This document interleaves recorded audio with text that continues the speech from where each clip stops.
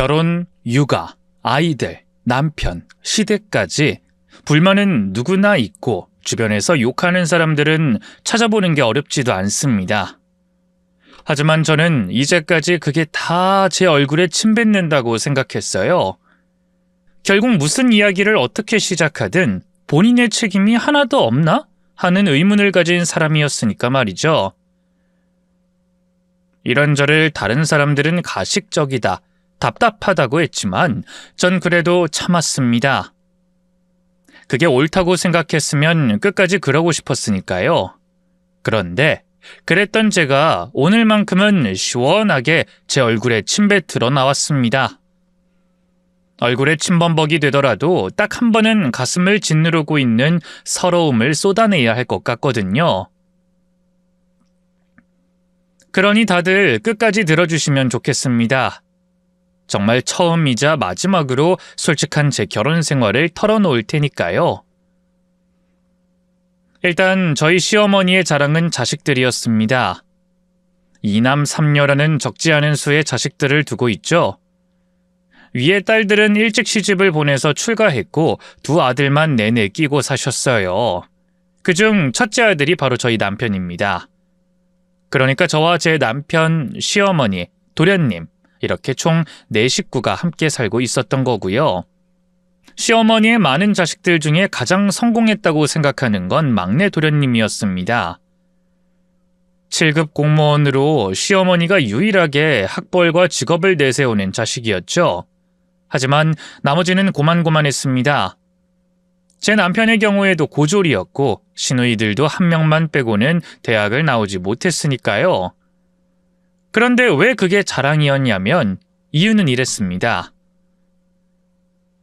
이번에 애들이 용돈은 얼마나 줬는지 아니? 무려 400만 원이야, 400. 아, 네, 참 좋으시겠어요. 그래, 당연히 좋지. 아마 이 나이에 이렇게 편안하게 사는 건 나밖에 없을 거다. 그러니까 자식 잘 낳아서 시집만 잘 보내도 이렇게 노후가 편안한 거야. 멍청하게 하나 잘 키워서 법관 만들고 의사 만들어서 뭐 했어? 겨우 하나 낳았으니 결혼하고 수틀리면 나 몰라라 등 돌리면 끝 아니니? 안 그래? 많이 낳고 그 중에 하나라도 잘 되면 장땡인데 그런 간단한 이치를 못 깨달아.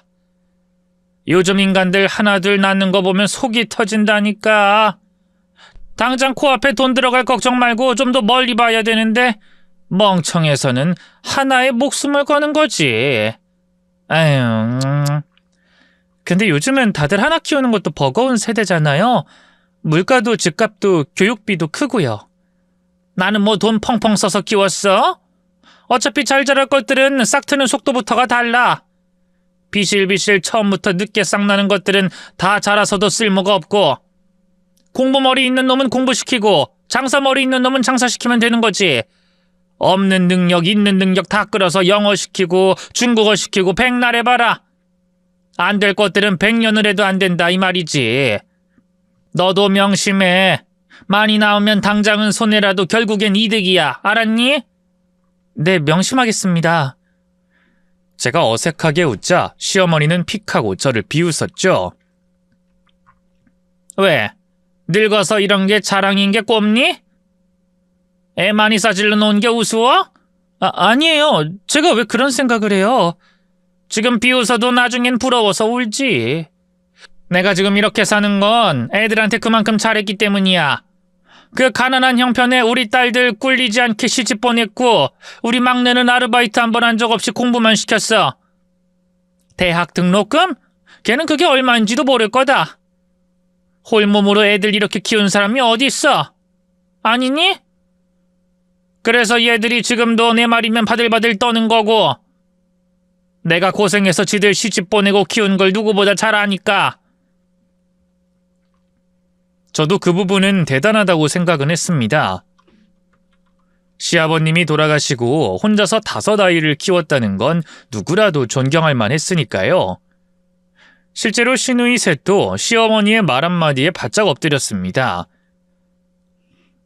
당연히 제 남편과 도련님도 그랬고요. 어려운 형편에도 돈을 대고 자신들을 홀로 키워준 것에 대한 감사함이 있었죠. 해서 어머님 생신 혹은 명절이나 특별한 날은 마치 잔치를 여는 것과 다름이 없었어요. 생신에는 칠순회나 빌릴 만한 큰 홀을 대여하기도 하고 여행을 보내더라도 유럽 여행이 기본이었죠. 매달마다 드리는 용돈에 1년에 한 번 여행을 위해 시누이들과 남편, 도련님이 정기적으로 돈을 모으는 통장이 따로 있었을 정도였습니다. 또 자식들 모두가 그럴 수 있었던 것은 시누이들이 시집을 잘 갔기 때문이었고요. 해서 시어머니의 눈이 차지 않는 건 며느리인 오로지 저 하나였죠. 부모님이 일찍 돌아가셔서 저는 할머니 손에 자랐는데 그것만 제외하면 사실 평범함 그 자체였습니다. 하지만 워낙에 시누이들이 시집을 잘 가니 저희 남편도 그럴 거라고 확신을 했던 게 문제가 된 거죠. 실제로 시어머니는 제 모든 걸 싫어하셨어요. 제가 외동이라는 것, 부모님이 일찍 죽은 것, 늦은 나이에 결혼을 한 것, 그리고 제 직업까지도 못마땅해 하셨던 겁니다. 솔직히 넌 외동딸 아니니? 부모님 다 죽고 없어 혼자서 쩔쩔거리면서 살다가 내 아들 영욱이 만나서 결혼도 늦게 한 거고. 멀리 다른 사람 이야기할 게 뭐가 있어? 그것만 봐도 알잖아. 자식은 많이 낳을수록 좋다는 거. 딱 하나 낳았는데 별것도 없는 미용사, 세균 득실거리는 머리나 만지는 그런 일 하면서 아등바등. 이때 남편이 끼어들어 저 대신 대답했습니다. 엄마, 이 사람 그래도 전문직이야. 나보다 더 많이 벌 때가 더 많고. 이번에 용돈만 봐도 그래. 나 돈 없어서 이 사람이 70만 원 보탠 거야. 속도 없는 것. 그걸 지금 자랑이라고 해? 어쨌든 불규칙한 것도 사실 아니니? 영욱이 너는 대신 안정적이고 나중에 퇴직금도 받고 그러지만 쟨 그게 아니잖아. 주말도 없이 일하면 너보다 돈은 더 버는 게 맞고. 그거야 그렇지만 어쨌든 이 사람 능력은 있다 이 말이지. 시끄러워. 그래도 애가 하나 없잖아. 엄마는 그 말을 하려고 하는 거야. 내가 자식들 낳아서 그걸로 이렇게 노후를 보내고 있는데 너희는 앞으로 어쩌려고 애를 하나 못 낳고 있어? 난 애 낳는 거 별론데. 그냥 우리 둘이 살아도 상관없고. 너 자꾸 엄마 말 안 들을래? 엄마 말 들으면 자다가도 떡이 나오는 거야. 너도 얼른 낳아서 딸이면 어리고 한참 잘 팔릴 때 시집 보내고 아들이면 성공하게 도와야 할 거 아니야. 이래서 부모가 있는지 없는지가 중요해. 젊은 시절 한철인데 그땐 뭐하다 뒤늦게 결혼을 해? 시어머니는 제게 들으라고 한 말인데 남편은 그 말에 머리를 긁으며 대신 대답했죠. 그야 엄마가 나 결혼 못하게 했잖아. 싫다며. 데리고 온 여자는 다 싫다고 했잖아. 이게 무슨... 그리고 걔들이 문제가 있으니 못하게 한 거지. 그런데 하필이면 이번엔 다 늙어서 유통기한 끝나가는 걸 데리고 왔으니 문제다 이거야. 언제 애 낳아서 언제 키워? 다 늙어서 꼬부라지고 나서야 애들한테 용돈 겨우 얻으면서 살 거야? 몸 건강할 때 여행도 다니고 놀고 먹고 하려면 지금 당장 5쌍둥이는 뽑아내야 할 수 있는 건데. 또 그 소리네. 알았어. 얼른 5쌍둥이 뽑아볼게. 됐지? 이야기만 들어보면 남편이 아주 약간 제 편을 들어주는 것 같아 보일 수도 있지만 그냥 더럽게 눈치가 없는 것뿐이었습니다. 성격이 솔직하긴 했지만 대부분은 시어머니의 말에 따랐고 딱히 제대로 된 의견은 낸 적도 없었어요. 실제로 저 이전에도 결혼할 사람을 인사시켰다가 반대를 하는 바람에 무산이 되었을 정도로 말이죠. 우습게도 결혼 전 저는 그런 남편의 성격이 좋아서 결혼을 생각했습니다. 고집도 강하지 않고 의견도 잘 수용하니 맞춰가기 편할 거라고 판단을 했던 거고요. 물론 나중에 알고는 엄청 후회를 했던 부분입니다. 대부분 시어머니 말을 더 믿고 따랐으니까요. 한 번은 이런 일도 있었습니다. 시누이 셋, 도련님, 그리고 남편의 용돈의 총합이 300만 원이 못 미칠 때였어요. 그 이유가 바로 저희 남편이 주식에 손을 댔다가 원금을 모두 잃었기 때문이었습니다. 심지어 거기엔 제가 드린 생활비까지 포함이 되어 있었고요. 그날 시어머니는 친구들을 다 데리고 저희 미용실에 오셔서 머리를 하러 오셨습니다. 그런데 결제를 하지 않고 이렇게 말씀하시더군요. 너희 부부가 나한테 용돈을 지급하지 않은 걸 생각하면 사실 이것도 나한텐 손해야. 알지? 이제까지 키워주고 입혀주고 먹여준 거 생각하면 한참 모자라지만 이달은 이렇게 넘어가마. 그걸로 결제했다고 생각해. 네? 하지만 어머님, 다른 미용사들이 일을 했고 그럼 이 부분은 따로 지급을 해야 해요. 네가 사장인데 내가 왜 그런 걸 신경 써야 하니? 그리고 그 정도도 못하면서 사장 명함은 왜 받고 다녀? 불만 있으면 자르면 그만이지. 넘치는 게 미용사고 직원인데. 아니, 말이 되는 소리를 하셔야죠. 말이 안 돼? 너 나 지금 무시하니? 어디서 가위질이나 하는 주제 CME를 가르쳐? 그렇게 잘났으면서 내 아들이 주식 손대는 것도 못 막아? 가뜩이나 400 받다 갑자기 용돈 300으로 줄어서 생활하는 게 턱없이 부족한데 이 정도는 해야 타산이 맞을 거 아니야? 그럼 차라리 영옥 씨한테 가셔서 받으셔야죠. 제가 왜 그 손해를 다 채워요? 부부는 이럴 때 같이 책임지는 거야. 그런 것도 너희 부모가 안 가르쳐주디? 어디서부터 어디까지 내가 널 가르쳐야 하니? 그리고 넌 한 번에 네네 하고 적당히 넘어가는 법도 몰라? 기분 좋게 머리하고 기분 좋게 잘 가시라면 입안에서 가시가 돋니? 사람 불쾌하게 만드는 재주가 있는데 그쪽으로 직업을 삼지 그랬니? 그럼 부족한 용돈은 채워줬을 텐데. 이것만 보면 시어머니가 돈에 환장한 것처럼 보이는데 실상은 소유욕이 더 문제였습니다. 정확히 말하면 자식들이 자신의 재산이라고 생각하는 특이한 종류의 소유욕이었죠. 그걸 처음 알게 된 것은 결혼하고 신혼여행을 갔을 때였습니다. 도착해서 짐을 풀고 있는데 시어머니에게 연락이 왔고 사고가 났다면서 저희를 다시 불러들였죠. 정신없이 다시 항공편을 알아봐서 집으로 들어왔더니 단순한 몸살 감기에 걸렸다는 걸 알게 된 겁니다. 남편이 시어머니 약을 사러 나갔을 때 제게 이렇게 말씀하시더군요. 우리 아들이 이렇다니까. 그깟 신혼여행보다 애미가 더 중요한 거지. 내가 자식 농사 하나는 기깔나게 잘했어. 부럽지? 근데 너 표정이 왜 그래? 신혼여행 빨리 접고 와서 서운하니? 네? 아니요. 당연히 와야죠. 몸 안 좋으신데. 말은 그렇게 해도 서운하겠지. 나도 다 알아. 근데 어쩌겠니? 내가 내 자식들을 이렇게 키운걸. 애들은 나를 신주단지 모시듯이 모시거든. 너도 이 집에 시집 왔으니 알아야 할 건 알아야겠지. 아무리 내 아들 옆을 끼고 있어도 내 아들은 내 소유라는 걸. 그때 그 비릿한 미소와 말투, 전 그때 확실히 알게 됐죠. 그건 일종의 경고이자 힘자랑이라는 걸 말입니다. 결혼을 잘못했다는 건 그때부터 깨달았어요. 우유부단한 남편의 소유욕 심한 시어머니의 조합은 끔찍한 결과를 낳을 게 뻔했으니까 말이죠. 그나마 다행인 것은 남편도 그걸 알고는 있었다는 겁니다. 심지어 시어머니가 소유욕이 커진 이유까지도 이야기해줬죠. 엄마가 처음부터 저러진 않았어. 예전엔 집이 힘들어서 자식들 꼴보기 싫다고 했고 쌀이나 축내는 쌀벌레 취급을 했다고 해야 하나? 뭐 어쨌든 그랬었지. 그래? 그럼 왜 저렇게 바뀌신 거야? 혹시 도련님? 도련님이 공무원이라서? 에이, 걔는 그때 어렸지. 시작은 큰 누나였고. 내가 23? 아마 그랬을 거야. 갑자기 누나가 혼전 임신으로 결혼을 하겠다고 한 거지. 당연히 엄마는 그때 난리도 아니었어. 쪽팔린다고 머리까지 깎여서 내쫓았으니까. 근데 남자 쪽 집안이 좀 사는 집이었던 거야. 그 뒤로 작은 누나 시집 잘 가고 여동생은 엄마가 선보기해서 결혼시켰고. 그래? 그럼 그때부터? 그렇지. 용돈 받기 시작하고 엄마가 생활이 좀 피니까 불똥이 나랑 막내한테 튄 거야. 누나들도 시집 잘 갔으니 우린 더 좋은 곳에 가야 한다. 뭐 대충 그래. 덕분에 결혼하려고 누굴 만나면 바로 까고 싫다고 반대하고. 최악이었지.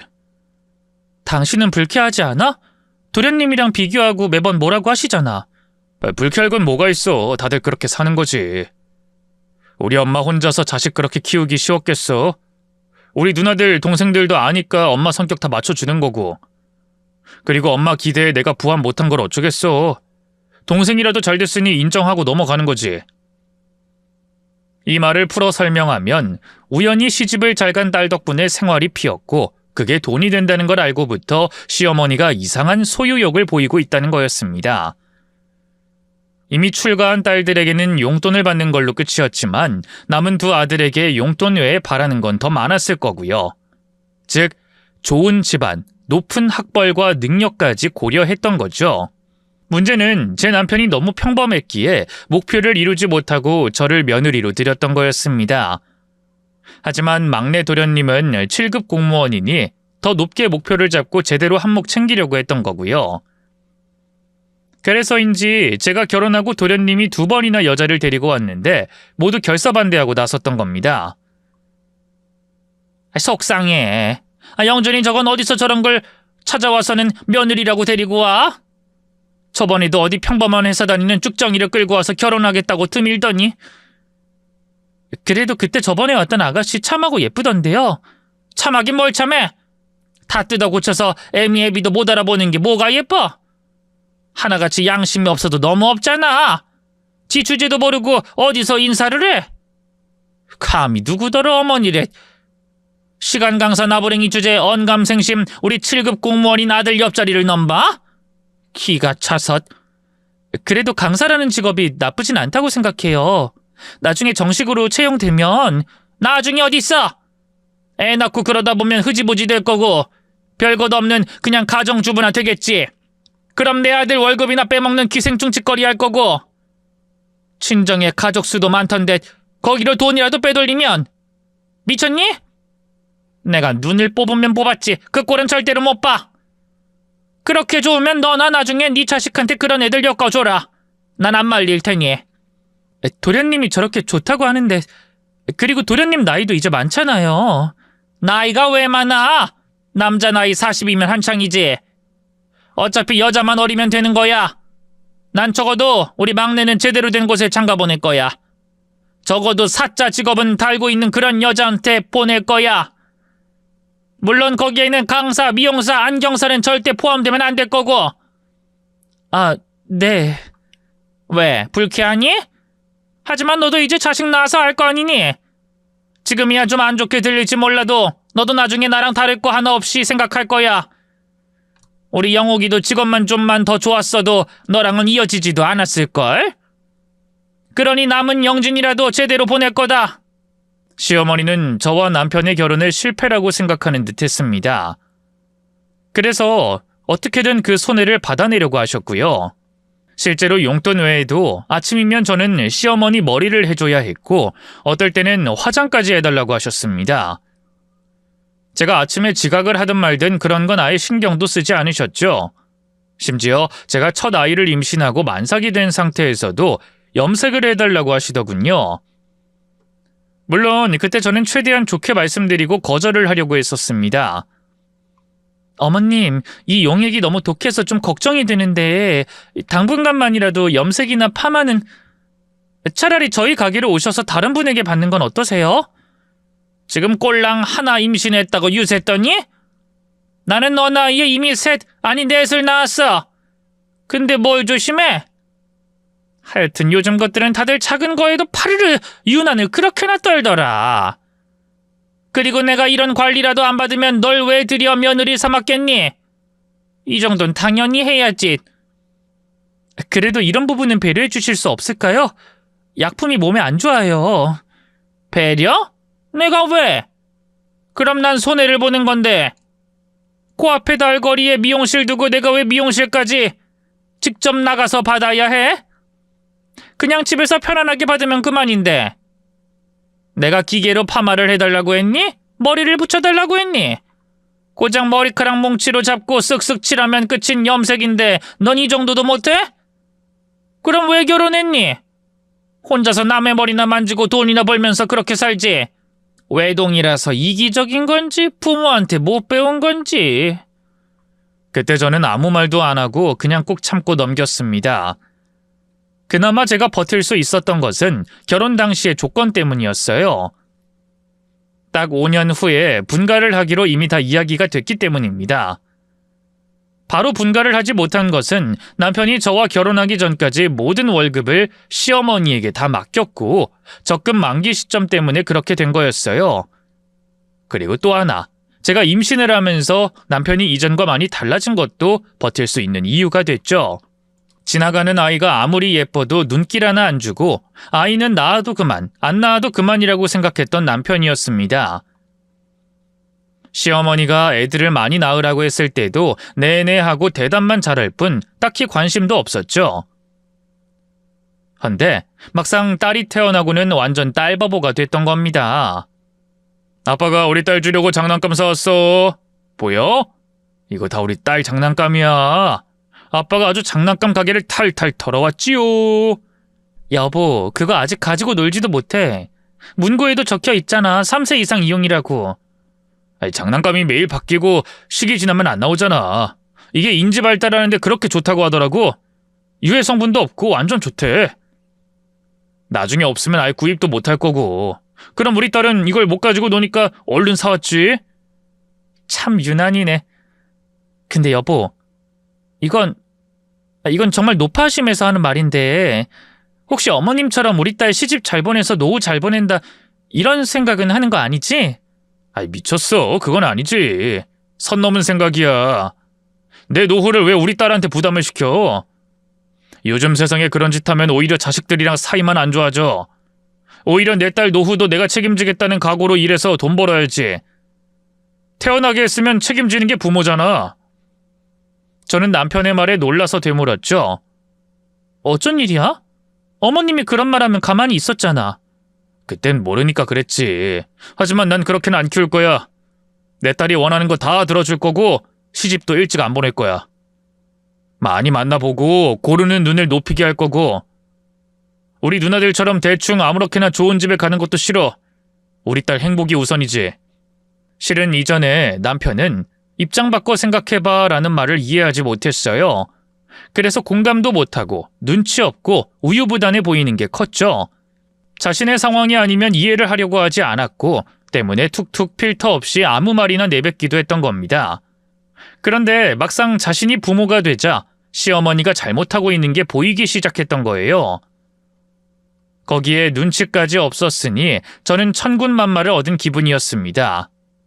그날도 어김없이 시어머니가 제게 염색을 하라고 시켰는데 출산하고 겨우 2달이 지났을 때였죠. 모유 수유를 하는 와중에 요구를 하셨던 거고요. 그때 남편은 거실에 진동하는 냄새를 맡고 시어머니에게 한 소리 했습니다. 아니, 엄마 도대체 왜 그래? 이 사람 모유 수유하는 거 뻔히 알면서 집에서 이 짓을 왜 하냐고? 이제까지 별말 없다가 왜 난리야? 내가 그 정도 요구도 못해? 나 너 낳아주고 길러주고 그러느라 머리카락이 하얗게 된 건데 이 정도는 자식이면 응당. 내가 낳아달라 그랬어? 응당은 무슨. 우리 애가 이 안 좋은 공기 다 마실 거 아니야. 모유 수유하는 와이프 몸에도 그 독한 용액이 들어갈 거고. 아, 장갑 끼고 하는데 뭐가 들어가? 저런 싸구려 장갑이 뭘 막아줘? 못 막지. 그 가느다란 머리카락 속에도 침투하는 약인데 장갑 하나를 못 들겠어? 철로 된 장갑을 껴도 못 막는 건 당연한 거야. 그리고 공기는 어쩔 건데? 이러다 내 딸 호흡기에 문제 생기면 엄마가 책임질 거야? 애초에 늙은 건 자연스러운 건데 매일 아침마다 이게 무슨 짓이야? 그리고 엄마는 날 낳았지 내 와이프를 낳은 게 아니잖아. 왜 와이프한테 머리를 해라 말아해? 미용실 가서 해. 미용실 널렸잖아. 그 말에 시어머니는 하얗게 질려서 말까지 더듬었죠. 너 지금 누구 앞에서 이 엄마한테 그런 말을 해? 누구 앞인 거 안 보여? 내 와이프, 딸, 그 앞에서 말하잖아. 이게 뭐? 됐고, 얼른 치워. 안 치우면 진짜 나 가만 안 있어. 저 눈치 없는 놈이 기어이. 맞아, 나 눈치 없어. 없어서 엄마가 뭘 원하는지 모르겠고 내 목적은 딱 하나야. 앞으로는 절대 집에서 머리 염색하지 마. 조금 더 젊어 보이겠다고 손녀한테 이런 짓 하는 거 할머니답지 않아. 할머니면 할머니답게 굴어. 할머니? 내가 어디 봐서 할머니야? 손녀가 있는데 그럼 엄마가 할머니지 뭐야? 설마 이런 명칭을 몰라서 나한테 묻는 거야? 저 망할 놈. 아이고, 내가 저걸 낳고 미역국을 꾸역꾸역 먹었지. 내 탓이야, 내 탓! 왜 꾸역꾸역 먹어? 꼭꼭 씹어먹지! 전 이걸 듣고 웃음이 삐져나오는 걸 겨우 진정시켜야 했죠. 어찌나 속이 후련한지 채증이 다 가시는 그런 기분이었다고 해야 할까요? 눈치가 없으니 시어머니가 그 뒤에 뭐라고 해도 듣지도 않았습니다. 마치 줄이 연결되어 움직이던 마리오네트 인형에 생명력이 생긴 것 같았죠. 덕분에 그 이후로는 집에서 염색을 하는 일은 완전히 사라졌습니다. 하지만 그걸 그냥 넘어갈 시어머니가 아니었죠. 소유욕을 과신하던 시어머니는 남편이 뜻대로 움직이지 않자 일부러 저를 더 괴롭히시더군요. 그러다가 마침내 넘지 말아야 할 선을 넘고야 말았죠. 너 전부터 걸고 있는 그 목걸이 뭐니? 그리고 그 반지는 또 뭐고? 그거 나 다오. 네? 그건 좀 곤란한데요. 곤란이 어딨어? 그리고 너 나이에 옷가락지가 어울리길 해? 가위질할 때 뺐다 꼈다가 하는 것도 불편해 보이는데 계속하고 다닐 필요도 없고 좋잖아. 내가 잘 쓰마. 그게 실은 저희 할머니가 주신 반지라서 하고 다니는 거고 목걸이는 저희 어머님 유품이었어요. 그래서 드릴 수가 없고요. 죄송해요. 참나 별것도 아닌 핑계는. 유품이고 뭐고 그냥 물건인데 왜 거기에 감정을 붙여? 더구나 난 가족 아니니? 가족끼리 돌려서 쓸 수도 있는 거지. 내가 한다는데 아까워 그래? 네? 하지만 어머님, 나한테 뭐 하나 제대로 주지도 않으면서 그깟 반지랑 목걸이를 유세 떨어? 내가 못 먹고 고생하면서 키운 내 아들은 잘도 가져갔으면서. 어머님, 그래도 이건 억지 부리시는 거잖아요. 억지? 우리 집이 지금은 이렇지만 예전엔 아주 잘 나가는 대감집이었어. 너도 사극 봐서 알 거 아니니? 마당 쓰는 노비, 청소하는 노비, 뒷간 치우는 노비도 있는 그런 곳 말이야. 그땐 노비도 재산이었어.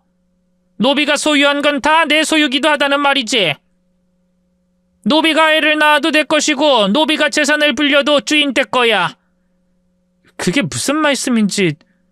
내 아들한테 시집을 왔으면 너한테 주어진 물건도 없다는 뜻이야. 애미 네가 애를 싸질러 놔도 훗날 다 내 재산이 된다는 뜻이고. 그러니 당장 내놔라. 내가 잘 쓸 테니까. 시어머니는 실제로 제 반지와 목걸이를 가지고 가셨어요. 제가 주지 않으려고 하자 제가 씻을 때 몰래 가지고 가서 목에 걸고 손에 끼고 계시더군요. 그게 일종의 심통이라는 걸 모르진 않았습니다. 남편도 갑자기 말을 안 들으니 제게 불똥이 튀었다는 것도 알았죠. 그런데 이제 더는 안 되겠다 싶더군요. 하루라도 빨리 분가하지 않으면 제가 그곳에서 미칠 수도 있겠다는 생각까지 들었습니다. 다른 건 몰라도 제 딸을 노비에 비유했다는 것도 너무 소름 끼쳤고 그런 생각을 가감없이 말하는 것도 끔찍했죠.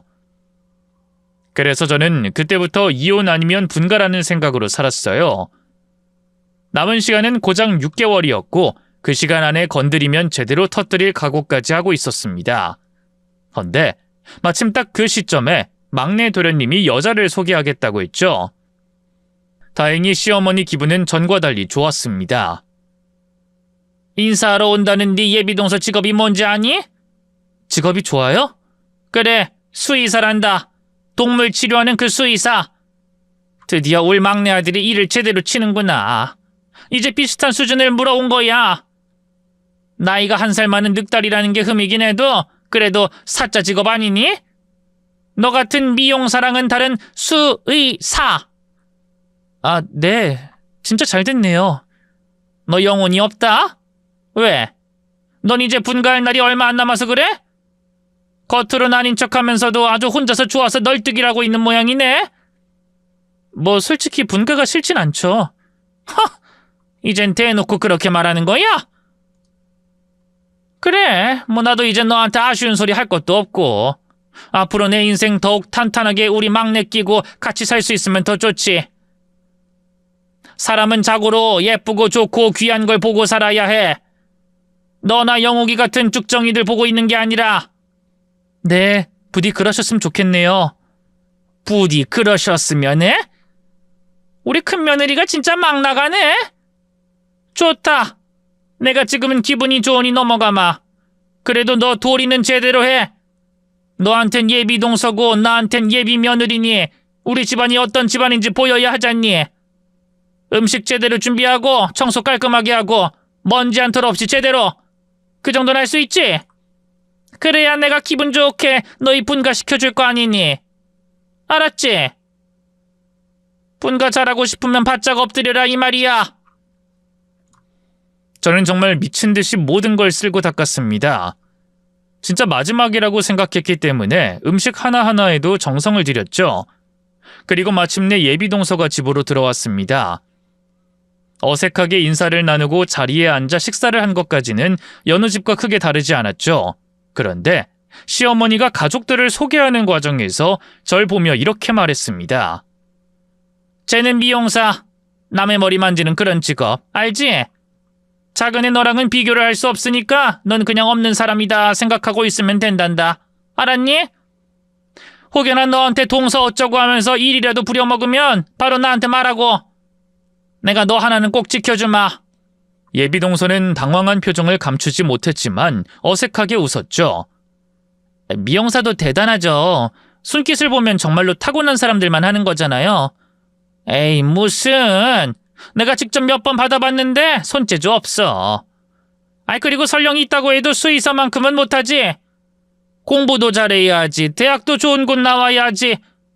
동물도 결국 사람과 비슷한데 사실상 의사나 다름없는 거 아니니? 요즘 그리고 반려동물을 얼마나 많이 키워. 그러니 짤짤하게 버는 금액은 엄청날 거고. 아니니? 네 그렇죠. 벌이가 나쁘진 않아요. 솔직하고 당당한 게 진짜 볼수록 마음에 드네. 우리 아들이 진짜 좋은 짝을 데리고 왔어. 과일이라도 먹을래? 배가 참 맛있더라고. 제가 도울까요? 저도 과일 잘 깎아요. 말이라도 참 고맙네. 근데 깎는 건 저쪽이 더 잘하니 맡기자고. 우리 큰애가 머리털만큼이나 과일도 잘 자르는지 관찰도 해보고. 아가씨는 편안하게 앉아있기만 해. 손님인데. 헌데 제가 과일을 깎아 상에 내어간 순간 시어머니가 인상을 팍 쓰시더군요. 이게 뭐야? 머리카락 아니니? 제가 확인해보니 식탁 바로 안쪽에 자세히 보지 않으면 모를 정도로 짧은 머리카락이 몇 가닥 있었습니다. 평소에 미용실에서 머리 손질을 하면 옷 사이에 그런 머리카락이 박히기도 하고 살에도 파고들죠. 아마 미용사들은 그게 뭔지 정확히 알고 계실 겁니다. 때문에 평소에 잘 씻고 옷 관리를 아무리 해도 어느 정도 떨어지는 건 어쩔 수 없었고요. 그래서 저는 죄송하다고 빨리 말하고 바로 치우려고 했습니다. 그런데 바로 그때 시어머니가 제 뺨을 때리셨죠. 도련님도 남편도 놀라고 예비동서의 눈은 빠질 것처럼 커졌습니다. 하지만 분명 시어머니는 희미하게 웃고 있었고 저를 아래로 깔아보며 말씀하셨죠. 이제 이 집에서 나가니까 눈에 보이는 게 없어? 내가 귀한 손님 온다고 신경 써서 청소하라고 했는데 청소를 안 해놔? 내가 널 아무리 예뻐하려고 해도 이러니까 못하는 거야. 남편이 저와 시어머니 사이에 끼어들어 소리를 쳤습니다. 엄마, 지금 이게 무슨 짓이야? 왜 사람을 때려? 다 이유가 있지. 오죽하면 그랬겠니? 이제 분가한다고 난 사람 취급도 안 하고 무시하고 건성건성이라고. 정신이 딴 데 박혀서 돌아올 생각을 안 하니 내가 이러는 거지. 내가 분명히 말했어. 분가는 이 일 잘 끝나면 그때 해주겠다고. 근데 이 꼴을 봐라. 더럽고 추접하게 누구 머리카락인지도 모르는 걸 우리 집에 여기저기 뿌려놓고 다니는 꼴을. 이럼 나도 분가 못 시키지. 차라리 우리 수의사 며느리랑 내 아들 영진이를 분가시키고 너희는 남아. 엄마! 시끄러! 배워도 한참을 더 배워야 해. 왜? 이 엄마랑 사는 게 싫어? 엄마 그런 말이 아니잖아. 그럼 더 살아. 더 살다 천천히 나가. 네 동생 결혼시키고 몇 년만 더 있다가 나가든가. 3년 정도만 더 살다 그렇게 분가해. 형이 돼서 그 정도는 할 수 있지? 그 말을 듣는데 너무 어이가 없어서 웃음이 나오더군요. 별것도 아닌 이유를 들어 분가를 막는 걸 보니 답이 나왔죠. 시어머니는 애초에 저희를 분가시킬 계획이 없었던 겁니다. 5년이란 시간 제약을 걸어놓고 곁에 잡아두는 게 목적이었던 거예요. 물론 초반에는 적당한 며느리 있으면 저희를 분가시키고 막내 도련님 내외와 함께 살 생각이었을 수도 있죠. 하지만 막상 조건 좋은 며느리가 들어오니 시집살이 시키다가 놓치기 싫었던 것도 있었을 겁니다. 아님 이야기 몇 마디 해보니 저처럼 부려먹지 못한다는 것에 마음이 바뀐 거겠죠. 곁에 두고 부려먹고 이용하고 써먹는 것에는 저와 남편이 편했을 테니까요. 하지만 앞서 말했듯이 저는 이혼 아니면 분가를 생각했고 바로 그 자리에서 터졌죠. 예비동서, 아니지. 난 이혼할 거니까 현정씨라고 부를게. 이 집에 들어오지 마. 내가 같은 여자로서 말하면 이 집은 일반적인 보통 가정이라고 할 수 없거든. 어머님은 자식들을 노후자금으로 생각해. 그리고 며느리가 애를 낳잖아? 그럼 집에 노비수가 늘었다고 생각하시는 분이야. 딸 자식은 팔고 아들들은 성공시켜서 본인 부양하게 만들겠다는 꿈도 있지. 너 조용히 못해? 어디서 함부로 입을 놀려? 어머님, 제 말 못 들었어요? 이혼한다고 했잖아요. 그러니까 나한테 함부로 하는 것도 그만두시고 명령하지 마세요. 이렇게 때린 거 고소는 안 할 테니 당장 돌려줘요. 제가 노비라고 노비의 재산은 주인 몫이라면서 가지고 간 제 어머니랑 할머니 유품 당장 돌려줘요, 당장! 고소? 너 미쳤니? 그럼 내 딸한테 노비라고 하고 나를 노비 취급하는데 어떤 여자가 맨정신으로 여기 있어요? 그런 말만 내내 듣고 있는데 안 미치고 제대로 살 수가 있겠냐고요? 잘난 당신 아들 반품할 테니까 데리고 계시면서 지지고 볶든 아프다고 뒤로 넘어가든 마음대로 하세요. 내놔요. 우리 엄마가 나한테 준 거고 내 할머니가 나한테 물려준 거니까 달라고요. 저는 그 말과 동시에 시어머니 목에서 목걸이를 뺐고 그 다음에 반지를 빼려고 했습니다. 시어머니는 당연히 안 주려고 주먹까지 쥐었는데 남편이 그런 시어머니의 어깨를 잡고 물었죠. 엄마, 노비라니? 그게 무슨 말이야? 지금 내 딸한테 노비라고 한 거야? 그냥 저것이 하도 얄미워서 그냥 한번 장난으로 농담으로 그랬지. 내가 그런 말을 왜 진지하게 하겠니? 저게 곡해를 한 게지. 그냥 한 번? 엄마 지금 누구한테 노비래? 그럼 나도 노비야? 엄마한텐 자식들이 노비였어? 우리 결혼시켜서 재산 불리는 그런 느낌이었던 거야? 말이 그렇다는 거지. 그걸 왜 진심으로 받아? 기가 차서. 그럼 난 그런 비유도 못해? 비유도 비유 나름이지. 그럼 이 사람 할머니랑 어머님 유품은 왜 가져가? 그건 그러니까 엄마는 이런 거 하나 없이 불쌍하게 살았잖니. 잠깐 껴보겠다고 했던 거야. 쟤도 줘놓고 저러는 거고. 저거 정신병 있나 보다. 아주 사람을 이렇게 쓰레기로 몰고 간다. 이게 다 너랑 나랑 사이가 좋아서 그래. 질투가 나서 그래. 이참에 잘 됐어. 이혼해. 이혼하고 싶다고 감히 시애미 앞에서 저런 미친 짓을 하는데 이혼해. 이혼? 내가 왜? 내 딸이 저기 있는데 내가 왜 이혼을 해? 뭐? 이 속 없는 놈, 지금 그게 중요해? 딸이야 또 결혼해서 낳으면 그만이지. 그건 우리 수아가 아니잖아. 그건 그냥 다른 애잖아. 엄마는 자식들이 언제라도 다른 애들로 교체가 되어도 될지 모르지만 난 아니야. 그럼 엄마는 어쩌고? 널 이렇게 키워준 엄마 말 안 들을 거야? 남편은 그 말에 잠깐 고민하는 듯 했습니다. 엄마 말 들어야지. 그래, 그래야 내 아들이지. 이혼해. 저런 거 치워버리자. 그럼 너도 네 동생처럼 좋은 아내, 능력 있고 돈 잘 버는 여자 얼마든지 만날 수 있어. 무슨 말이야? 내가 왜 이혼을 해? 분가할 거야. 엄마가 우리 분가시켜준다고 했잖아. 그래서 내 월급 다 가져간 거고. 엄마 말 듣겠다고 한 건 이혼이 아니라 분가라고. 너 그게 도대체 무슨 말이야? 그럼 나랑 안 살겠다고? 이런 막말하는 엄마랑 같이 못 살지. 우리 수아가 커서 나중에 엄마 하는 말 듣고 잘할 거 생각하면 소름 끼치고. 엄마가 생각하는 자식이라는 개념이 이젠 이해가 안 돼. 아들, 이 엄마를 버린다는 거야? 분가를 하겠다는 거야. 돈, 내가 맡긴 그 돈 줘. 집 구해서 나갈 거니까 지금 줘. 그걸 당장 어떻게 줘? 이혼하기 싫다고. 그니까 당장 줘. 만기 됐잖아. 그럼 달라고.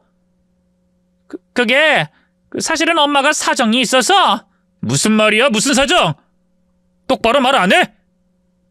그 돈이 지금 어디 있어? 다 썼지. 지금 뭐라고 했어? 그 돈을 어디에 써? 그 별것도 아닌 푼돈 나라고 넉넉하게 쓴 줄 알아? 그리고 다 너희를 위해서 썼지. 너희 누나, 여동생 시집을 어떻게 갔겠어? 그리고 영진이 대학 갈 때, 공무원 시험 준비할 때 무슨 돈으로 했겠니?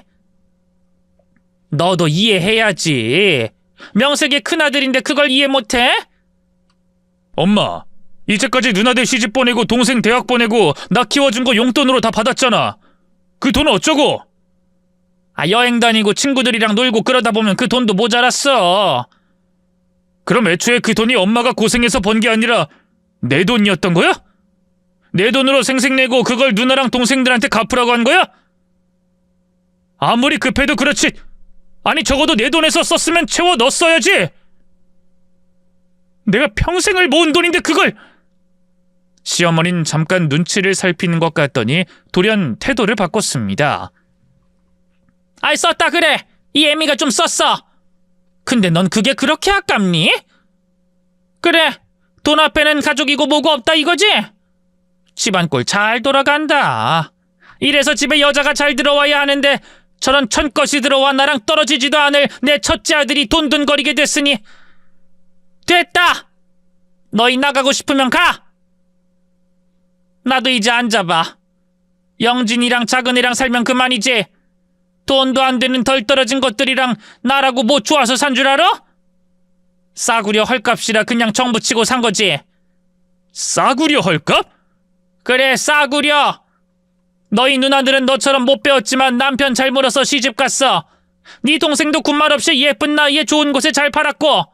근데 너는 그간 장가 가겠다고 들고 온 것들이라고는 싸구려 저질 아니었니? 그나마 이번에 데리고 온 며느리가 남의 머리털 만지며 밥값은 하기에 못 이기는 척 받아준 거였지. 솔직히 너희들은 바닥에 떨어진 과일 수준밖에 안 된다 이거야. 다 익어서 진창에 처박힌 과일. 시장에 내다 파는 못생긴 떨이 과일 말이다. 그때였죠. 가만히 그 상황을 보던 예비동서가 자리에서 일어났습니다. 죄송한데 전 여기서 이만 빠질게요. 결혼 안 하겠다고요. 뭐? 아가, 지금 너 뭐라고 했니? 결혼을 안 한다? 네, 저 수의사입니다. 잘난 척하는 게 아니라 전 사람들 키우는 동물도 돈 주고 거래하는 거 좋아하지 않아요. 말로만 내 새끼 이러면서 어떻게 키울지, 어디서 키울지, 아님 잡아먹을지도 모를 인간한테 돈 받고 파는 부류들을 보면 치가 떨리거든요.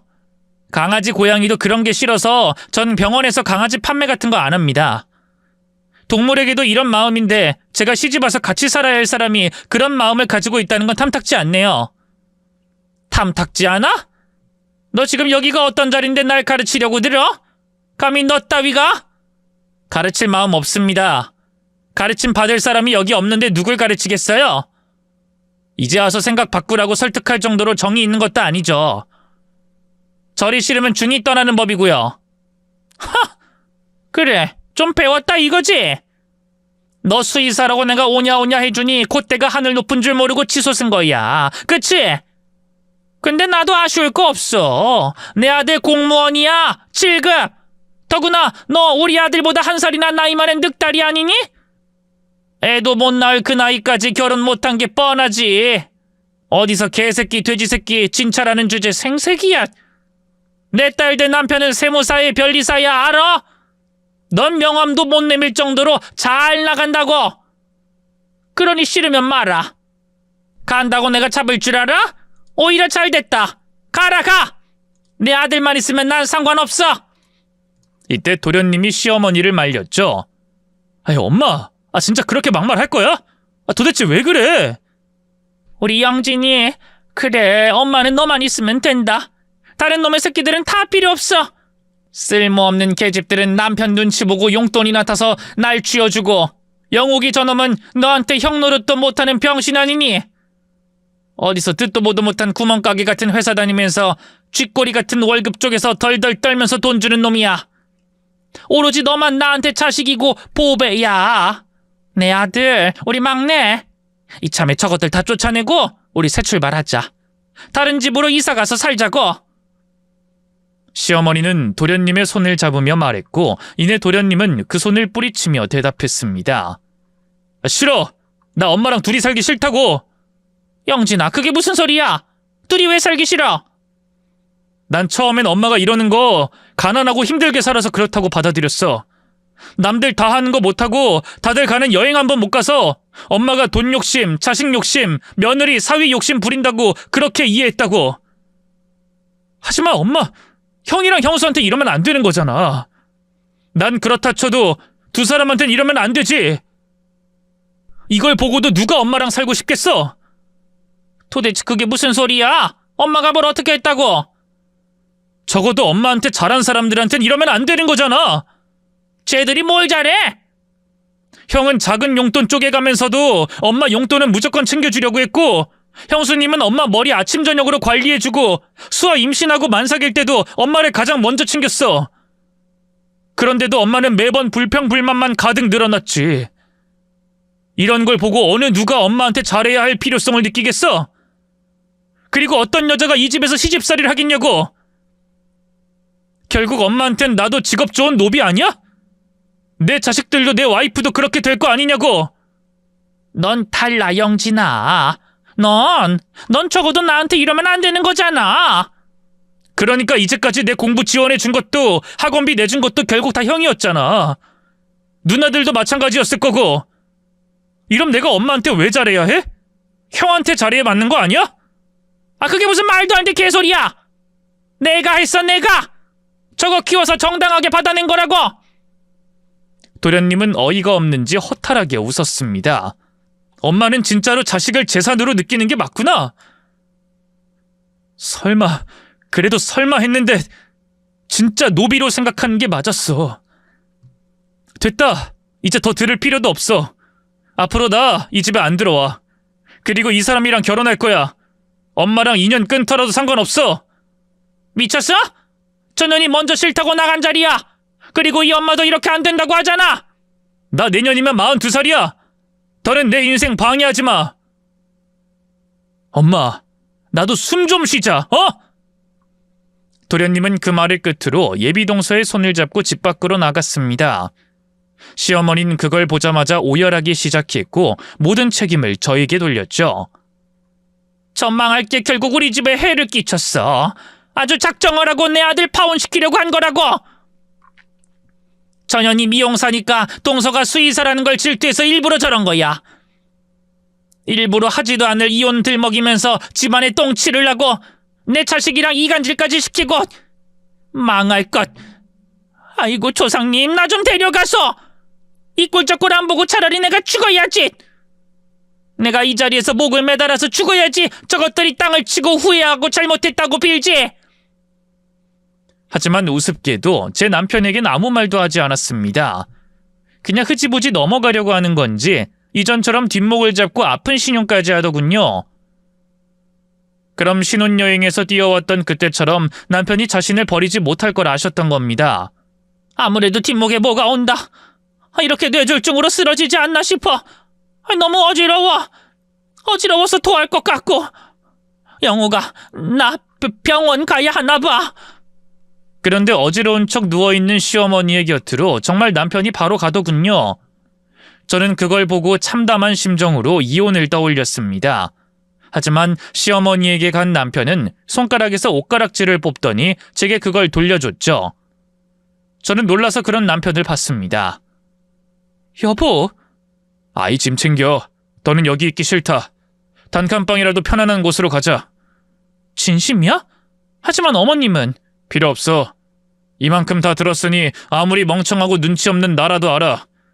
적어도 내 딸까지 노비로 만들 수 없으니까.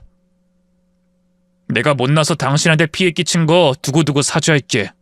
시어머니는 그 말에 뒤늦게 남편과 저를 붙잡았지만 한 번 돌아선 남편은 그 누구보다 차가웠습니다. 우린 그렇게 그 집에서 나오게 되었고요. 그나마 제가 모아둔 돈이 있어 그걸로 급하게 월세방에서 살림을 꾸렸죠. 한동안 남편은 굉장히 힘들어했습니다. 물론 시어머니를 혼자 두고 온 것에 대한 죄책감도 있었을 거예요. 하지만 그보다 평생 모은 재산을 한 번에 잃었다는 상실감도 컸던 것 같았죠. 딱 5년만 더 고생하면 좋은 집에서 저희 딸과 살 수 있다는 기대감에 차 있었다가 그 꿈이 완전히 좌절된 거니까요. 그런데 얼마 후 놀라운 일이 벌어지게 됐죠. 여보, 이게 뭐야? 내 통장 봐! 통장이 왜? 어머, 이게 뭐야? 남편의 월급 통장에 찍힌 액수는 이전보다 3배는 더 많았습니다. 알고 보니 시누이들이 도련님에게 소식을 들었고 자식들을 시집 보낸 게 제 남편이었다는 걸 알게 된 거였어요. 그래서 기존의 시어머니에게 주던 용돈보다 더 많은 액수를 저희 남편 앞으로 보냈던 겁니다.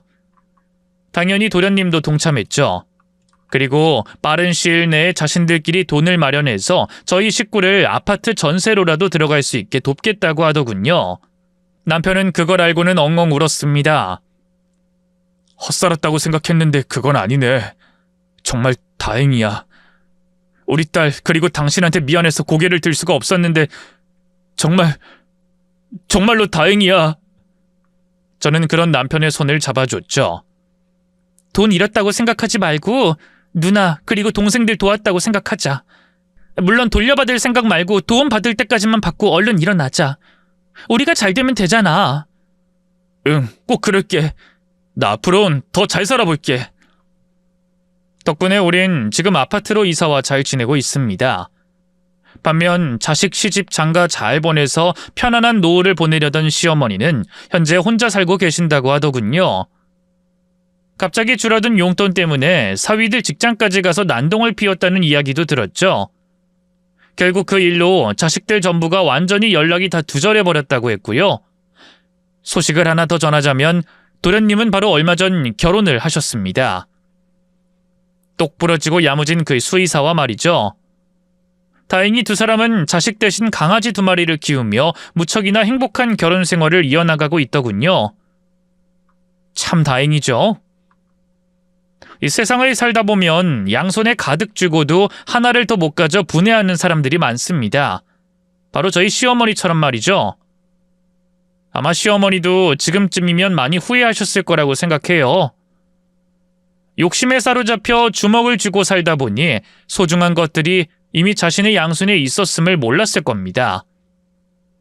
그러니 모든 걸 다 잃은 이제야 양손을 보게 되었을 테죠. 그리고 알게 되었을 거예요. 거기에 자식들의 사랑과 배려가 있었다는 걸 말입니다. 제 이야기는 딱 여기까지입니다. 속 시원하게 털어버리니 그간 쌓였던 앙금이 사라지는 기분이 드네요. 생각도 정리되고 제게 있어서 너무 좋은 경험이었던 것 같습니다. 이야기 끝까지 들어주셔서 너무 감사하고요. 오늘 하루는 욕심을 모두 내려놓고 자신만이 가지고 있는 소중한 것들을 한 번은 들여다보는 하루가 되길 바랍니다.